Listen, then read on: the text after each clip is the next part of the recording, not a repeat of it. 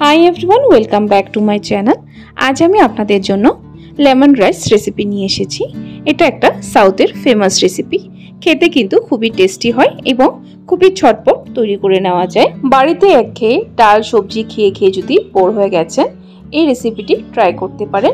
কিভাবে তৈরি করা হয় লেমন রাইস দেখে নেওয়া যাক আজকের এই ভিডিওটি। আজকের এই রেসিপিটি তৈরি করার জন্য একটা কড়াইতে দিয়ে দিলাম 2 টেবিলস্পুন পরিমাণ সাদা তেল।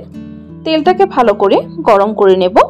তেল গরম হয়ে গেলে এর মধ্যে দিয়ে দিলাম 1 টিস্পুন পরিমাণ লাল সর্ষে আর দিয়ে দিলাম 1/2 টিস্পুন পরিমাণ গোটা জিরে।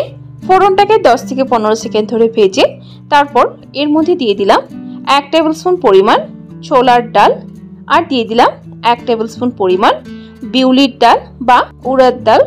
ডালটাকে লো ফ্লেমে 10 থেকে 15 সেকেন্ড ধরে ভেজে নিতে হবে, এইভাবে নেড়ে চেড়ে।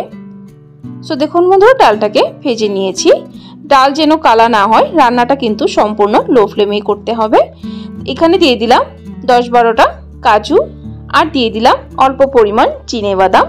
কাজু আর চিনেবাদামটাকে লো ফ্লেমে 30 সেকেন্ডের মতো ভেজে নেব। সো দেখুন বন্ধুরা, বাদামগুলো আমার ভেজে নেওয়া হয়ে গেছে। এখন এর মধ্যে দিয়ে দিলাম 3টে শুকনো লঙ্কা। শুকনো লঙ্কাটাকে দিয়ে আবারও নেড়ে চেড়ে ভেজে নিতে হবে। সো দেখুন বন্ধুরা, ভেজে নিয়েছি। এখানে যা যা দিয়েছি সব কিন্তু একদম লো ফ্লেমে হালকা লালচে করে ভেজে নিতে হবে, তবে ফ্লেভারটা ভালো করে আসবে। তারপর এর মধ্যে দিয়ে দিলাম কারি পাতা আর দিয়ে দিলাম 1 টিস্পুন পরিমাণ হিং। এই লেমন রাইসে কিন্তু কারি পাতাটা অবশ্যই দিতে হবে, কারি পাতা ছাড়া কিন্তু লেমন রাইসটা খেতে ভালো লাগবে না। এখন এর মধ্যে দিয়ে দিলাম 1/2 টিস্পুন পরিমাণ হলুদ গুঁড়ো। হলুদ গুঁড়োটাকে দিয়েও আবার একটু সময় ভেজে নিতে হবে। লেমন রাইসটা তৈরি করার সময় শুধু খেয়াল রাখবেন যেন কিছুই পুড়ে না যায়, পুড়ে গেলে কিন্তু ফ্লেভারটা খুব ভালো করে আসবে না। এখানে যা যা দিয়েছি সবগুলো ভেজে নেওয়া হয়ে গেছে। এখন এর মধ্যে দেব রাইস। এখানে আমি নর্মাল যে আমরা ভাত খাই রেগুলার, সেই রাইসটা দিয়ে তৈরি করব। এই লেমন রাইসে কিন্তু ফ্লেভার থাকা ভাত ইউজ করবেন না বা চাল ইউজ করবেন না। ফ্লেভার থাকা চাল ইউজ করলে সেটার চালেরই ফ্লেভারটা আসবে, আর এখানে যা যা ইউজ করা হয়েছে সেগুলোর কিন্তু ফ্লেভারটা আসবে না। এর জন্য নর্মাল চালের ভাতটা ইউজ করবেন। এখন সবগুলো ভালো করে একসাথে মিক্স করে নেব ভাতের সাথে।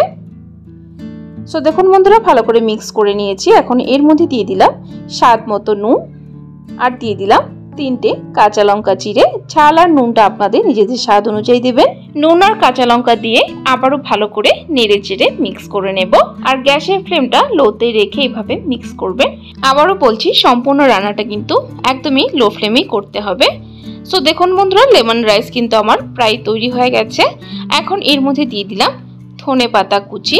ধনে পাতা কুচিটাকে দিয়ে আবারও নেড়ে চেড়ে নেব। তারপর গ্যাসের ফ্লেমটা বন্ধ করে দেব। তৈরি হয়ে গেছে আমার লেমন রাইস। এখন লেমন রাইসে মেন যেটা উপকরণ সেটা হলো লেবুর রস। সেটা কিন্তু একদম লাস্টে গ্যাসের ফ্লেমটা বন্ধ করেই দিতে হবে। গ্যাস জ্বালিয়ে কিন্তু লেবুর রসটা দেবেন না, তাহলে তেতো হয়ে যেতে পারে। গ্যাসের ফ্লেমটা বন্ধ করেই তারপর লেবুর রসটা দিয়ে ভালো করে মিক্স করে নেবে। তারপর গরম গরম সার্ভ করবেন। সো দেখুন বন্ধুরা, লেমন রাইস আমার তৈরি হয়ে গেছে। একটা আলাদা পাত্রে সার্ভ করে নিচ্ছি। এই লেমন রাইসটা সার্ভ করার সময় রায়তা বা যে কোনো সবজির সাথে সার্ভ করতে পারেন বা শুধু শুধু খেতে পারেন। শুধু শুধু খেতেও কিন্তু দারুণ লাগে। এমন করে লেমন রাইস তৈরি করে কিন্তু বাচ্চাদের লাঞ্চ বক্সে বা হাজবেন্ডের লাঞ্চ বক্সেও দিতে পারেন, বা কোথাও ট্রাভেলে গেলেও কিন্তু এরকম ভাবে লেমন রাইস তৈরি করে নিয়ে যেতে পারে। এই লেমন রাইস কিন্তু ঠান্ডা হলেও খেতে খারাপ লাগবে না। লাঞ্চ বক্স বা ট্রাভেলের জন্য একদম পারফেক্ট রেসিপি এটা একটা। সো বন্ধুরা, আমার আজকের এই লেমন রাইস রেসিপিটি আপনাদের কাছে কেমন লেগেছে ট্রাই করে কমেন্ট বক্সে জানাতে ভুলবেন না। যদি রেসিপিটি ভালো লেগে থাকে তাহলে কিন্তু একটা লাইক দিতেও ভুলবেন না। আরও এরকম রেসিপির আপডেট পাওয়ার জন্য চ্যানেলটাকে সাবস্ক্রাইব করার জন্য অনুরোধ রইল।